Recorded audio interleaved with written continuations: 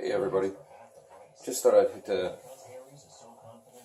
little shout out to Mike. Hey Mike, go over a little camera gear that I got. I acquired this all through the years, and I had a massive collection at one point. It was like, when I sold off everything else, somebody took off 14 boxes of camera crap. There was a lot of good camera bits and parts and pieces, but I kept what I wanted to shoot. And basically what I've got here is probably, the investment over the years of probably $800. And that's with buying the extra pieces and parts and stuff.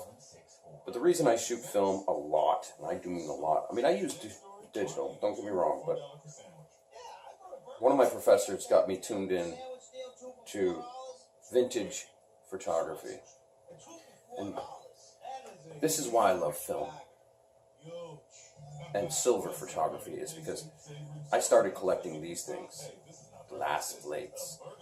Now, if you think about it, the digital world is still wishy-washy, and you're always spending more and more money, as one person posted. You're going to spend thousands of dollars trying to keep up with the Joneses with digital. And I've got $800, and I'll show you everything that I've got. But this plate was made in 1898. I've got it labeled. It was in Westport. Yeah, Westport, 1898. Look at that image. 1890s. And as long as the images are cared for, they don't change. They'll be here forever. So, alright. This is what I've got going on. Now, for those times I want to walk around town and be non-obtrusive, I have this Zeiss, which is in immaculate condition, and it shoots the most gorgeous pictures. Now, the best thing about this one is, again, you don't have this great big giant lens that you got it up to your face and you're pointing it right at somebody. It's down low, and you can be walking around non-obtrusive, and then just click that shutter. And you can get a lot of, especially this one. This one, the glass on this is amazing. So, when you're trying to get some non-obtrusive shots and you just want to walk around and not have people staring at you, there'll be a few people who will see this and they'll be like, they'll ask a lot of questions. But anyways, for those non-obtrusive shots, square format Zeiss is the one I'm shooting here. Now, I shoot this for fun, and I'll show both of these. Got these in one collection I bought, Kodak Brownie. 1930 something that still had the sales slip, and it is in mint condition, and it works beautifully. You got to shoot 400 speed film, or no, it was 120 film in broad daylight. You get below open, just a little bit of clouds max, but other than that, no. Yeah, I haven't really messed with it to get the film to figure out other ISOs. I just like to take these out in an Ansco Cadet, which has a top and a side finder, depending on what format you want to shoot. And the great things about these are they're so simple, and I can take my kids out, and when I'm shooting film, and I got to take the film out of these actually, because the kids, I took them out one time and shot, and I still got film in them. They're very simple. There's no bells, there's no whistles. You look through the viewfinder, you snap a shot. That's it. Now, these are the cream of the cream, because again, I went through a lot of cameras to get to where I'm at. And then I've got this gem here, which is a folding Zeiss Icon Flex, and it's actually loaded with film.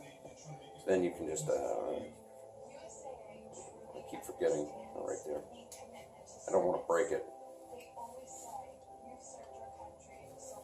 Well, anyways.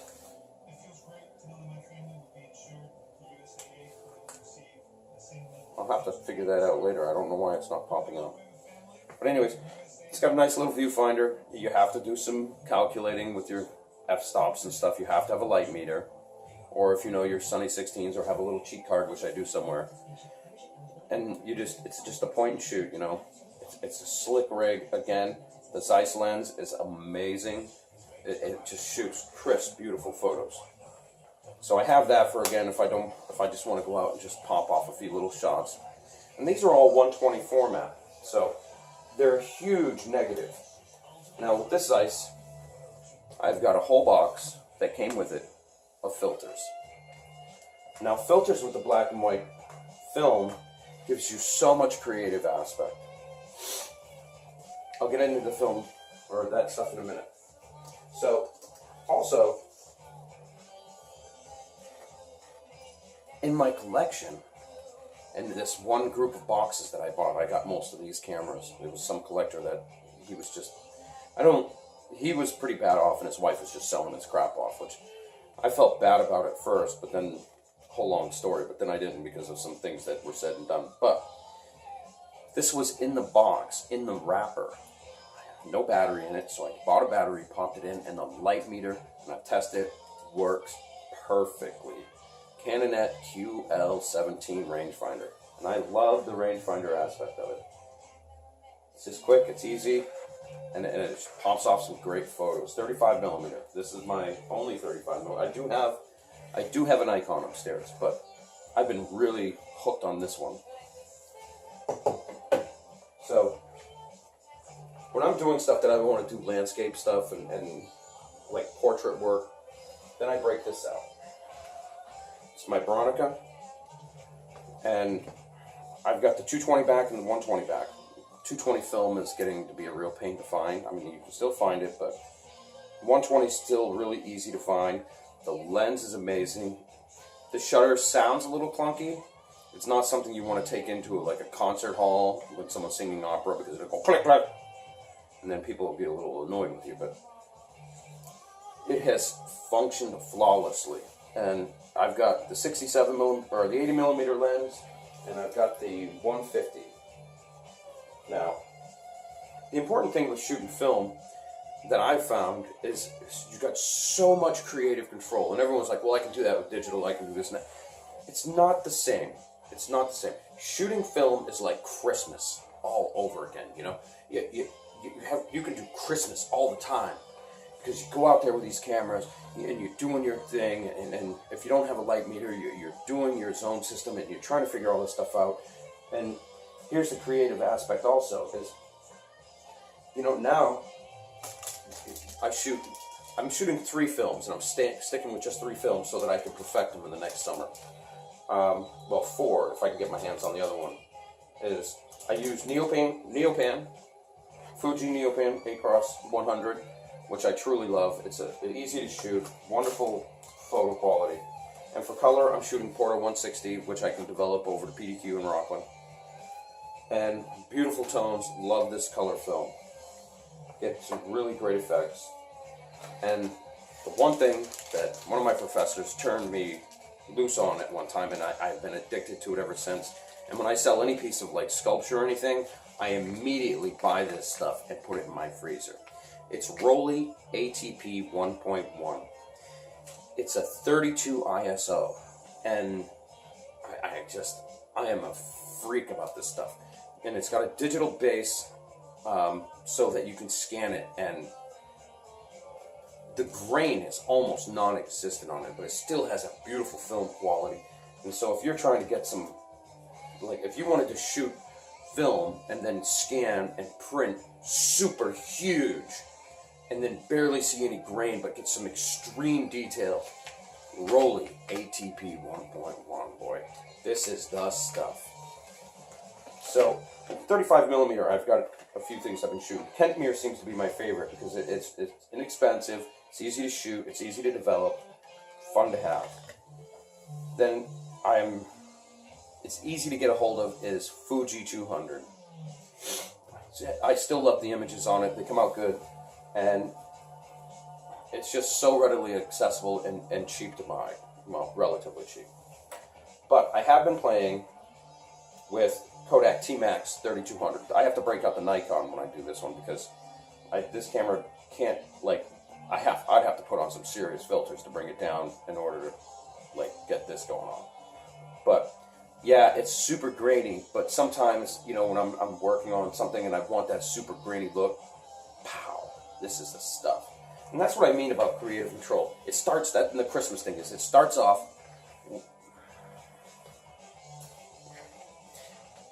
it starts off with, I thought I had a glitch there. It starts off with just the film.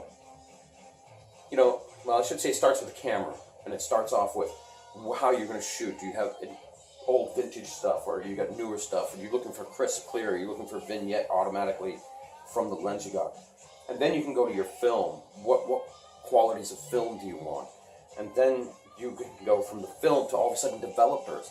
What do you want to pull out of it with the developers? Do you want to like get this crazy blacks, or you want to pull out some more grain? Do you want to loosen up the grain and flatten it out? There's so much control with film photography that it just boggles my mind. I haven't even come close to mastering any of it. So what I'm doing is I've narrowed down to just these films and these cameras. I do have a large format, two large format. One's in Cali, and I've got that Graflex here, which also has a 120 back. Now, here's the other part of creative control. When I'm shooting black and white, and in one of those boxes was a giant stack of filters. Love my filters. You can get, again, changes everything. Now these are the color filters, which goes from yellows, greens, blues, and so on and so forth, along with my other cameras, and I've got filters for all my cameras.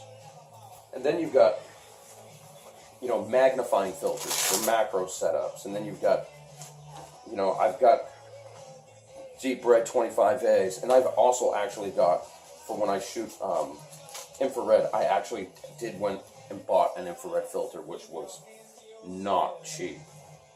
And this one, Mike, I think you'll dig, if you're watching this, is I have, which came with the Bronica, a soft effect filter, which has this wonderful little grid pattern inside it. And it comes in whites, large, white small, black large, and black small. Now, I've only shot 1 or 2 photos with it, and it gave a real soft effect, and it was beautiful. So I haven't really dealt a lot with these. So, when it comes to film, if you want to master your aspects of especially like black and white, for me it's black and white, if you want to master that point where you have total, absolute control, and you love Christmas, man, because after you go through all this work, all of a sudden, it's opening up that film, you're not sure what you're going to get, and then you're getting it through, and you're waiting, and all of a sudden you pull it out of that tank, you go to hang it, and you're like, oh my word, this is amazing. I didn't even know I took that photo. This is nuts. So, this is what I've been shooting. I didn't break out the Graflex because that's in a big box and whatever. Oh, and I also bought this, which I have a few adapters so that I can slide it on any of my cameras. So if I have something in a larger filter that I want to put on one of my smaller cameras, I can just grab this, set it on that camera, and just drop the filters in. You know, there's so much creative control in film. And as I said, with 1890s, buddy, still rocking. I scanned this and printed it. And the image is amazing. The detail, that's like, I can see the pine needles in the tree. And it's from 1890s. It's still here, man. Over 100 years old. So, that's what I'm doing tonight. I'm playing with my film cameras, getting them ready, because I'm thinking about doing some shooting. And the one thing I also did was, when I was out in California, I realized that I needed some of these.